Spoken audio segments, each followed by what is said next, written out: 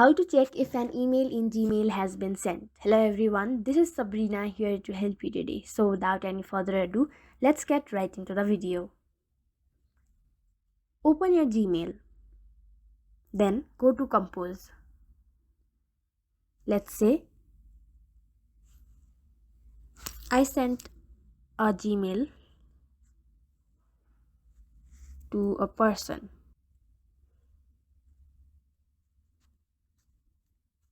And now, confirming that it is sent, you will be getting a pop-up that says sent. But if you want to recheck, go to your menu bar, go to sent, and here you will see all your sent email. So yeah, that's it. Thank you for watching this video. Make sure to like, share and subscribe to our YouTube channel. If you got any question, comment them down and I'll catch you in the next one.